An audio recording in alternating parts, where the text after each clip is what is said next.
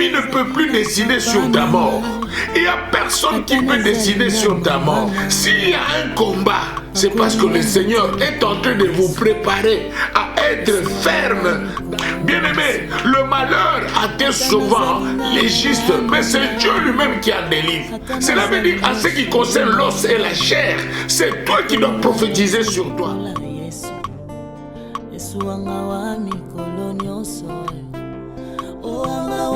Amen, amen, amen, amen. Bien-aimés dans le Seigneur, je vous salue tous et toutes au nom de Jésus-Christ. Bien-aimés, Dieu est bon, Dieu est merveilleux. La parole de Dieu est Dieu. Et je pense que à tous ceux qui ont accepté d'écouter cette parole, soyez bénis au nom puissant de Jésus-Christ.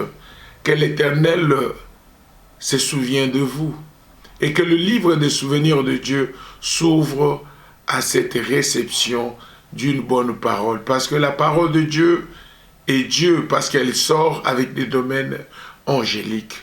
Bien-aimés, je vais tout simplement épingler sur la foi. Parce que la Bible est claire. Et tout ce que la Bible nous dit, c'est par rapport à une réalité spirituelle qui doit réellement changer la vie d'une personne quelque part. La parole de Dieu transforme.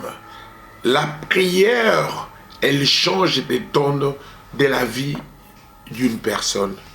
Bien aimé, lorsque je parle d'une personne, je vois la personne que tu es, je vois ce que tu fais, je vois ce que l'Éternel a mis dans ma bouche comme parole qui donnera la délivrance à ce qui est encore bloqué en toi.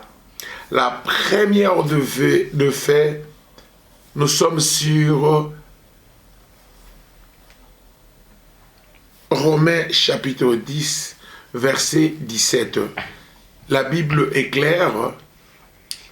La foi vient de ce qu'on entend. Ce qu'on entend, ce n'est pas des commérages. Ce n'est pas n'importe quelle chose. C'est la parole de Dieu que vous devez entendre.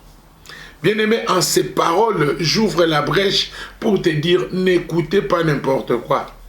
Écoutez plus la parole de Dieu. Parce que la parole de Dieu a un fait de transformation qu'elle apporte à une personne qui a la foi. C'est pourquoi la Bible est claire en train de démontrer. Romains chapitre 10, verset 17, écoutez-les un peu. Je lis au nom du Seigneur. Amen. Ainsi, la foi vient de ce qu'on entend, et ce qu'on entend vient de la parole du Christ. Voilà, la foi vient de ce qu'on entend. Ce qu'on entend, c'est la parole du Christ. Bien-aimé, la parole du Christ nous rapporte et il nous a rapporté la salvation. Et celui qui est sauvé mérite d'être celui qui sera amené à une nouvelle civilisation. Et cette civilisation s'appelle la civilisation de la foi. C'est-à-dire les hommes qui acceptent par l'obédience de cette parole qui vient pour briser, démontrer et ramener quelqu'un à une ferme assurance. Et lorsque nous parlons de l'assurance, nous voyons directement Hébreux chapitre 11, verset 1er. Amen. Amen. Or, la foi est une ferme assurance des choses qu'on espère, une démonstration de celles qu'on ne voit pas. Bien-aimé, pour mériter la démonstration, pour mériter réellement la fermeté de cette parole, qu'il devient une ferme assurance, bien-aimé, vous devez entrer au-dedans de vous. Vous devez ramener les œuvres. Et quand nous parlons des œuvres, nous sommes sur Jacques, chapitre 2, verset directement 17. Amen. Amen. On y va. Je lis au nom du Seigneur. Amen. Il en est ainsi de la foi. Il en est ainsi de la foi. Si elle n'a pas les œuvres, Si elle n'a pas d'œuvres, elle est morte en elle-même. elle elle est morte en elle-même. Bien-aimé, pour bien confirmer, 1 Timothée, donc Jacques chapitre 2, verset 26. Après, on finira par 1 Timothée, chapitre 5. Jacques chapitre 2, verset 26. Amen. Je lis au nom de Jésus-Christ. Amen. Comme le corps sans âme est mort, comme le corps sans âme est mort, de même la foi sans les œuvres est morte. de même la foi sans les œuvres, elle est aussi morte. Bien-aimés dans le Seigneur, exhibez votre foi dans la fermeté, qu'elle devient une ferme assurance. Bien-aimés, la foi vient de ce qu'on entend. Vous entendez cette parole, mais n'endurcissez pas vos cœurs.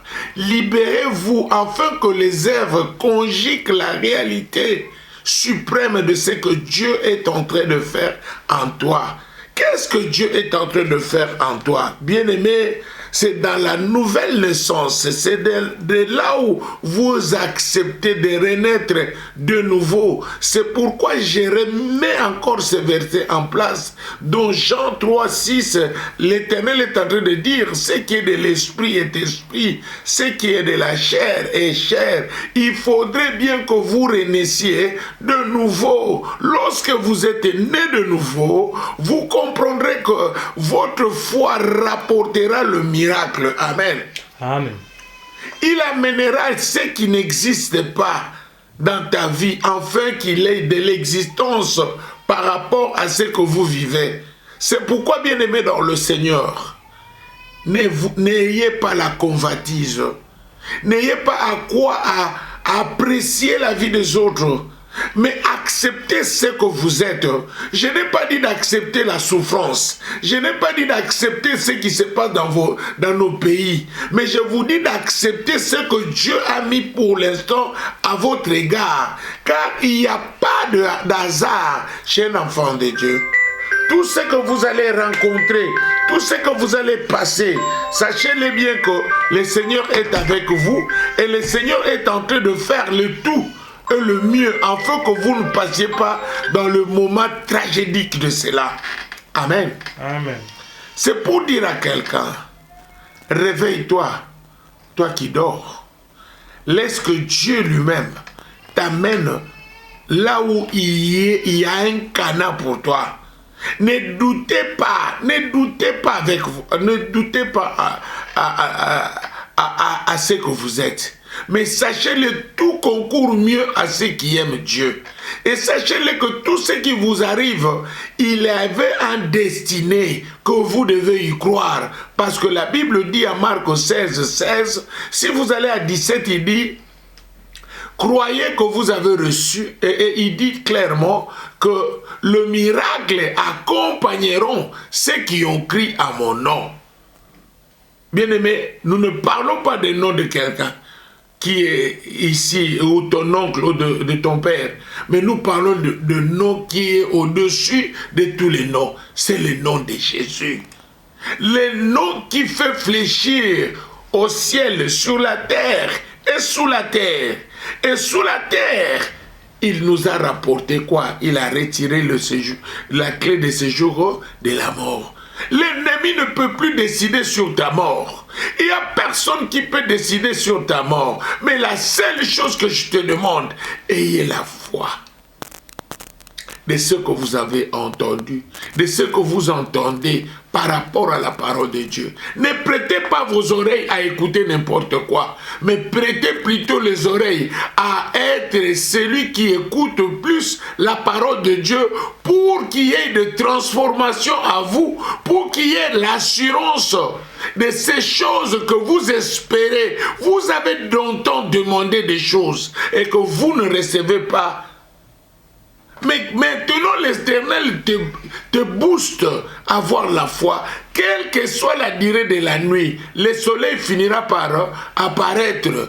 S'il y a un combat, c'est parce que le Seigneur est en train de vous préparer à être ferme dans l'assurance que, quel que soit comment, c'est toi qui es le meneur de jeu. Mais on ne mènera plus le jeu sur toi. Bien-aimé dans le Seigneur, L'Éternel est bon. Tout ce que Dieu veut en toi, c'est le plan de merveille et de bonheur pour toi.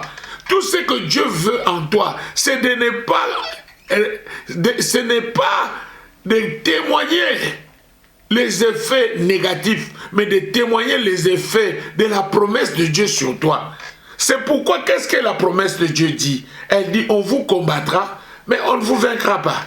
Mais on te confirme que celui qui est en toi est plus fort que celui qui est dans ce monde. Bien-aimé, le malheur atteint souvent les justes, mais c'est Dieu lui-même qui en délivre. Dieu ne peut pas délivrer celui qui ne croit pas. Mais il y a aussi des exceptions parce que nous ne pouvons pas limiter Dieu. Mais en réalité, le miracle doit t'accompagner. C'est pourquoi j'insiste toujours, et je le dis encore aujourd'hui, tu es le premier pasteur de ta vie. Il n'y a personne qui dira mieux que toi-même à ce qui te concerne. Mais tu es le premier prophète aussi, parce que si tu regardes en Ézéchiel 37, verset 3, c'est Dieu qui donne cette opportunité et il donne ce pouvoir, il donne la force à Ézéchiel en disant « prophétise sur les ossements ». Cela veut dire en ce qui concerne l'os et la chair, c'est toi qui dois prophétiser sur toi. C'est pourquoi, bien-aimés dans le Seigneur, ce que vous entendez les uns des autres disent « Dédi, prophétise ». Non, ce n'est pas prophétiser, c'est la parole de connaissance. Et s'il y a la parole de sagesse, ce n'est pas par rapport aux sagesses des hommes. C'est-à-dire là où l'intelligence de l'homme s'arrête, il y a la sagesse de Dieu qui commence. Alléluia. C'est pour cela, bien-aimés dans le Seigneur, prêtez l'oreille à écouter plus Dieu. Faites le discernement des esprits. Ne vous laissez pas ramener et rapporter par le plaire.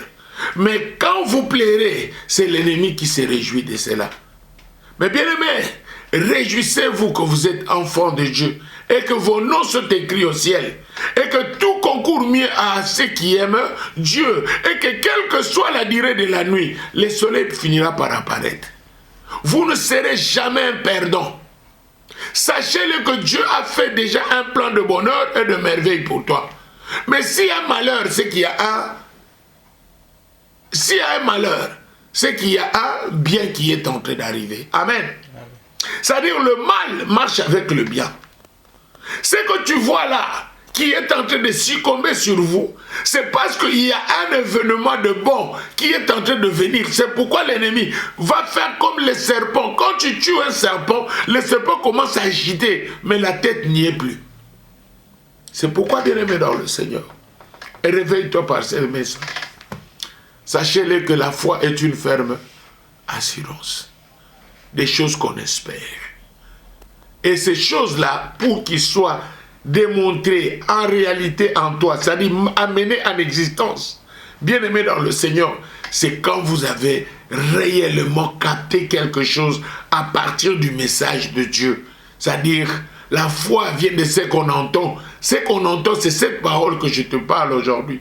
Et cette parole devient, elle était logos, elle devient rhéma, elle vêtit le corps et elle agit en assurance et avec une bonne cause, c'est de ta demande. Bien-aimé, il y a de ces gens qui ne demandent plus à Dieu. Mais rien que ce qu'il désire, Dieu accomplit. Pourquoi? Parce qu'il marche très bien avec Dieu. Il est en communion avec Dieu. Il est dans l'espérance avec Dieu. Et il sait qu'il y aura quelque chose qui doit se passer parce que Dieu a mis le plan de merveille et de bonheur pour moi et non pas de malheur. Le malheur peut m'atteindre parce que tout passera, mais cette parole s'accomplira. Le Dieu de la Bible a dit, le malheur atteint souvent les justes, mais c'est Dieu lui-même qui en délivre. Donc la délivrance que tu attends ne viendra pas ni de l'Est, ni de quelque part, mais le délivrance viendra de Dieu lui-même. C'est pourquoi, bien-aimé, marche bien avec Dieu. Accepte ce que tu es en train de passer. Accepte ce que tu es.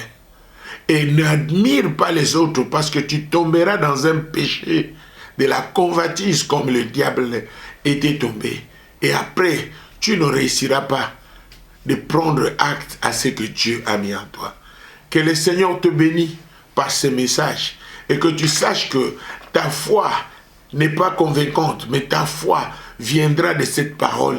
Et lorsqu'elle viendra, elle devient une ferme assurance. Et c'est toi qui amèneras en existence le plan de merveille et de bonheur de Dieu en toi. Que Dieu vous bénisse. Que cette journée soit la journée de la bénédiction. Au nom de Jésus-Christ. Amen.